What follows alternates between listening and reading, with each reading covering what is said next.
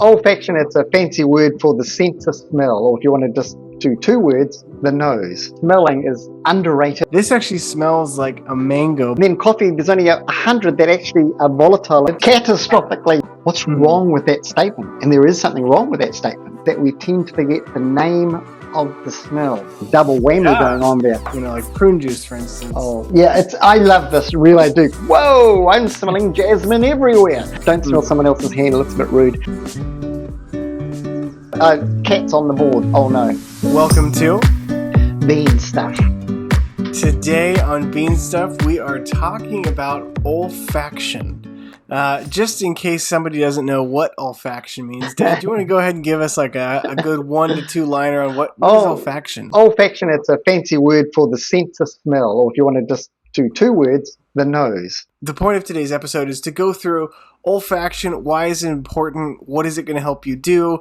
And how does it help you with coffee? Do you want to take us through, Dad, just like the process of making a coffee and where you see olfaction coming into that? Oh, you would be surprised. The whole sense of the nose and smelling is underrated, if I could say that word, and we don't realize how much in actually understanding and thinking about what are we smelling, how much it will transform lots of things. But I'm thinking particularly of coffee. When you drink a cup of coffee or smell the cup of coffee, you're going to go, wow, it just enhances the whole experience, and it's wonderful.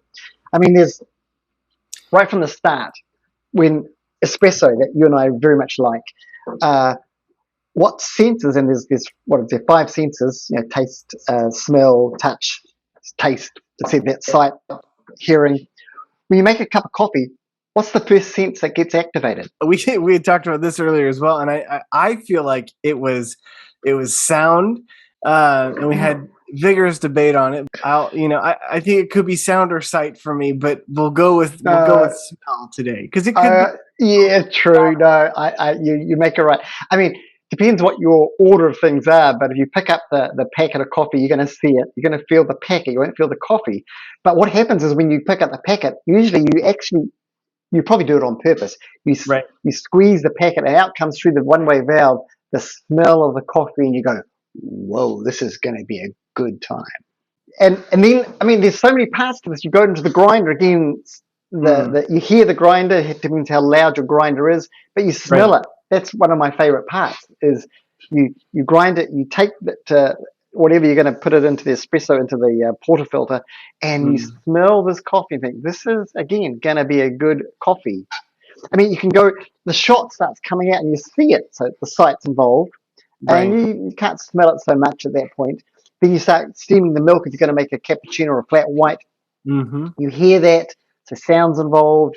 And then it is surprising, even like as you start to pay attention, you can start to smell things. Yes. As the milk, even. Yeah. I've noticed recently. You and I have had discussions about milk recently, and maybe that's food for another podcast. But yes, it's interesting as you start to steam the milk and going through those processes, you can actually start to smell each one of those aspects of it, and it becomes a very unique part of that experience. Yeah. I mean, it is. You get all that gets into the cup, which you're touching. It's warm, so you're feeling that, but you're also smelling the cup, the aroma coming off the top there. And finally, of course, you get to the point of it all. You get to gustation, which is the sense of taste, which is not what we're talking about today, but that's the final product. Obviously, we're going over the tongue. It's interesting too, because as you lift something to your mouth, your nose is right above it. Good. Yep.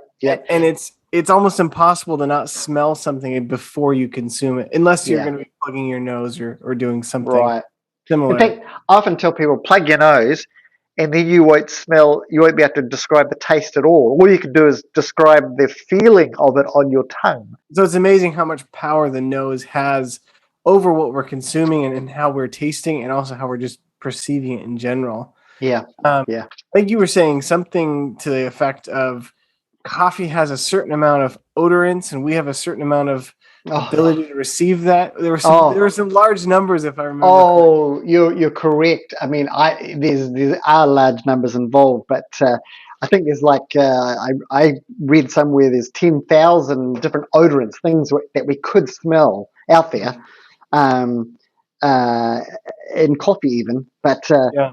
but we only have receptors and that's a whole other topic of how does the smell coming into your nose connect to the brain and how lock and keyed, and then it goes up to the brain, and then there's a whole lot of who knows. But Yeah. we only have 1,000 of those, and then coffee there's only 100 that actually are volatile. In other words, they actually start the aroma, they dissolve. In other words, they Mm. evaporate, and now we're down to 100 of those. But we can only actually, I believe, we can only perceive, if you're really good, 20 to 30. So Wow. there's not a lot we can perceive as such, but we can get very good at that 20 to 30. And most people may only think to call one or two, but Yeah. 20 to 30 is then becomes a big number. It starts to become important because you're really limited in what you can smell or pick out. And so there becomes a more importance on training that the olfactory to make sure we're engaging as best as we can Yeah. with our smell, and then that also affects our taste because obviously what we smell becomes a part of what we taste. I think you had a good quote from somebody. Johnson and Olson, 2003, they said something along the lines, in general, we all have a good odor memory. So Mm. the odor, the memory is good. There's nothing, we can perfectly remember a smell, and often you do, they go, oh, I remember smells like, but a common problem is that we tend to forget the name of the smell. Mm. Remembering Yeah. the name of it is the difficult part, which is why if you start thinking about it, you start going crazy and you start doing things like getting something like this. If you I don't even see that. Well, and for anyone who's not watching, the item that we're looking at the moment, what is that box called, Dad? This is the Linnaeus Cafe box, and you can pick out anything in here. Number 18, for instance, I can't remember what it is, but you smell, and all you're doing is putting a name. You smell it and go, oh, well, that smells familiar. I think it's Well, vanilla, and suddenly you've given it a name. I remember you going through the process when you were training to be certified as a Q Oh, grader. right. You took that Linnaeus Cafe box, and for anybody who's not watching and who's listening instead, it's basically, I mean, not basically, it is a box, and it's Yeah. got 6 different vials or little 36. Yep. you Yep. unscrew the lid, and each has a specific scent, and then on the bottle itself, it just has a number, and that number correlates to a book that will tell you what that number is. And I remember you, Dad, you had to go through every single one of those and Oh, just practice and practice and practice, and old leather and oh, this one's earth. It smells like a damp day that's rained, and they put it in a bottle, and you go, oh, earth, damp earth. That's what it is. Because some coffee smells like earthy coffee. Anyway, yeah. well, and to tie it into something tangible, one thing that I know that's a struggle for me, and I know you're good at this, Dad, but a struggle for me sometimes is you're sitting at the cupping table, you Mm-hmm. you cup a cup of coffee, and you taste it, and that taste. You can put a memory to it, to tie back to Mm-hmm. that quote. You can say, I remember either eating this, or I remember where I was when I smelled something similar or tasted something similar. But it's really, really challenging, especially as you're smelling that, to say, other than saying it tastes like coffee, to put names to that, to put a Mm-hmm. name to say, this actually smells like a mango, but it smells like an overripe mango. And Mm-hmm. I think if we're able to start to identify those, I would assume that that's going to start to help.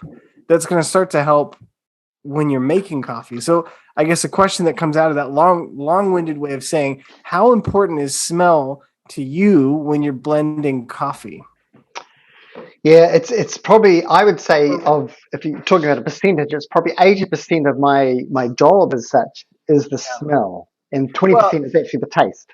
and I should clarify, when I say smell, you're not smelling the green beans, but smelling the No, roasting I each individually, maybe, and then smelling and cupping to see where combinations might match. exactly. And if you're running out of time, you don't have enough time, you can just smell. Okay, this is going to work well. It is amazing how much smell takes control. I think about like an example that pops in my head of the power of smells. You're driving down the road and you smell a skunk that gets run over.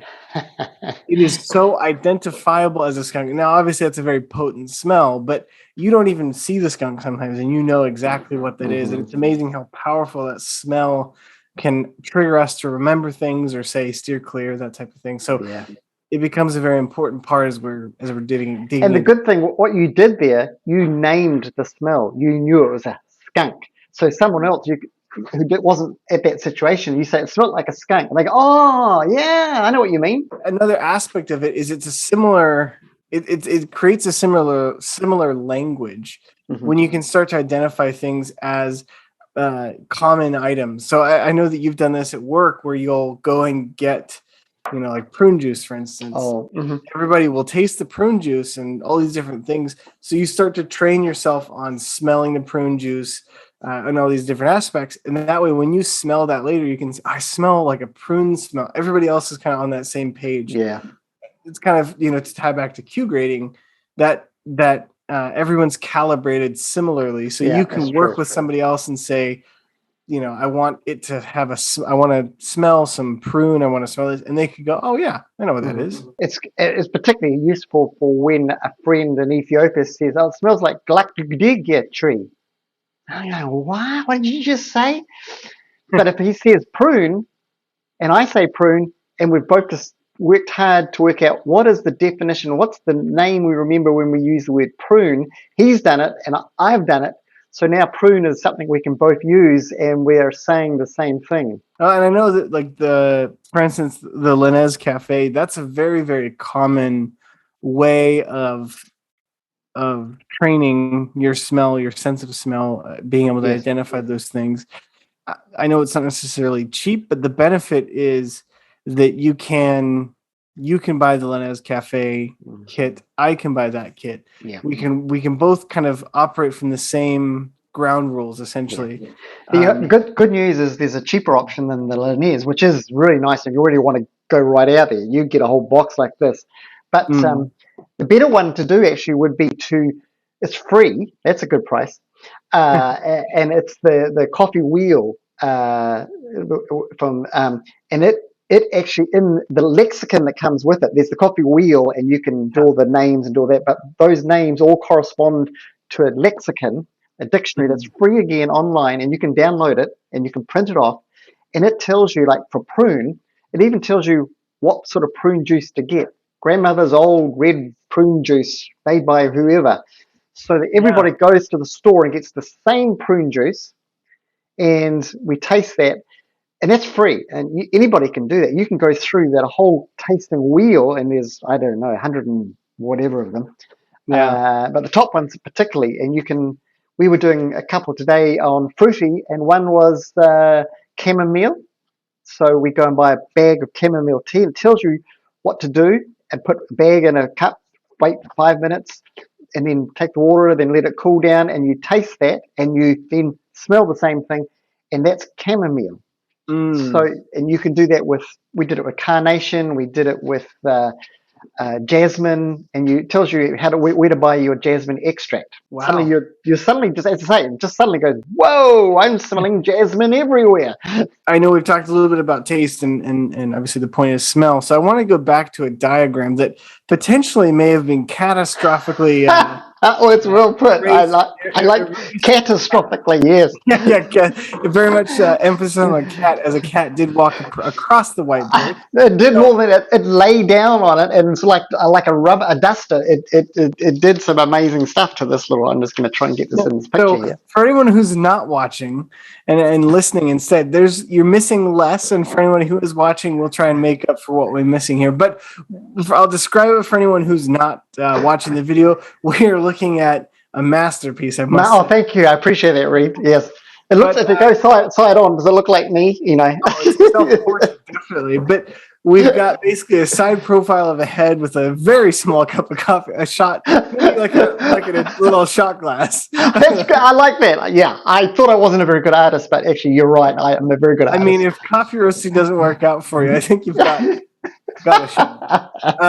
So It's that, and there's arrows going from the top of the cup, Oh yeah, some missing. from the top of the cup into the nose. So, Dad, walk us through the diagram. Oh yeah, it's I love this, really I do, because it helps me theorize in a sense what's going on when I practically smell a cup of coffee.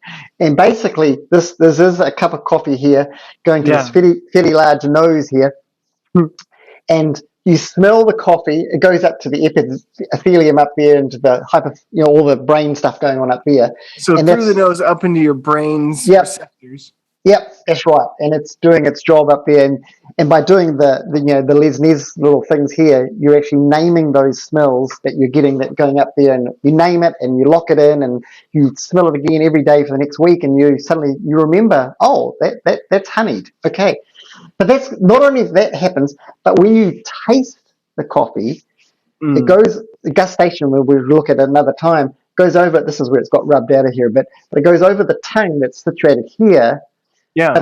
it's not the taste buds, which are important, Mm. but it's actually they call it retronasal, and it goes up here, back behind the head Through the here, and back goes of the up. throat. Yep, and it goes exactly to the same spot. The nose, it goes directly, and then this retronasal, this is the orthonasal, and this is the retronasal. It goes up to the brain pretty quickly, and it becomes very succinct and easy to identify. Well, and it's amazing. I think of like when you're sick, and this is gonna be a little bit gross, but when you don't feel well and you have like mucus dripping down the back of your throat, it's simple. I would assume it's similar to that in the sense of it takes a similar path, obviously going the opposite way, but coffee comes in and the aroma actually comes in from the mouth, goes up the back of your Yep, throat, and yep. then and you're able to smell it through that Mm-hmm. process. If you could bring the diagram back for just Oh, one. one more, yes, certainly, mate. For those of you who aren't watching, I'll describe it, but I do have a very, very quick question. Is Oh, yes. the gentleman or the person who we have here today, are his eyes or his eye, is it shut or, and for those, before you answer, it looks like a closed eyelid that's been stitched. uh, well, I don't know how to tell you this, really, but that's not an eye. Okay, what, That's actually the epithelium. I was trying, I didn't do it very well, obviously, because it goes up here, and these are the receptors here. They pick up the smell, and they get locked in, and it gets taken up into the brain. This is the front of the brain here, the underneath, above the palate here, and it goes up to the that's an epithelium, and that's what's going on there. So there is no eye here, although it does look like an eyelash. gotcha. And that makes sense. The arrows are pointing to the stitched shut eyelash. But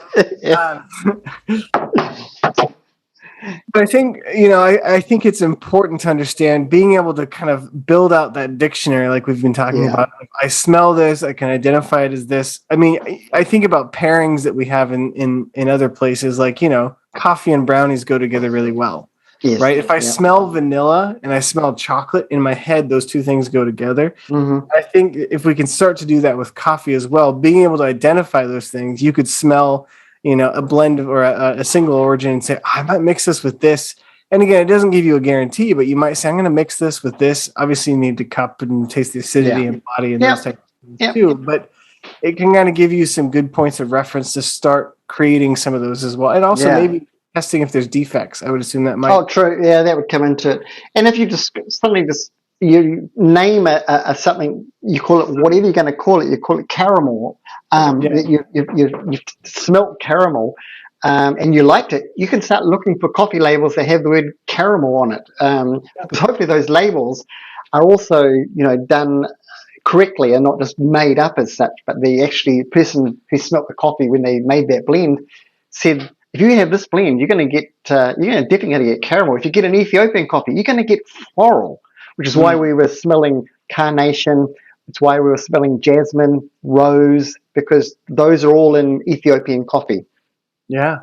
It's an interesting thing that the statement, you have an ice cream, and often I hear the statement, this ice cream tastes like vanilla.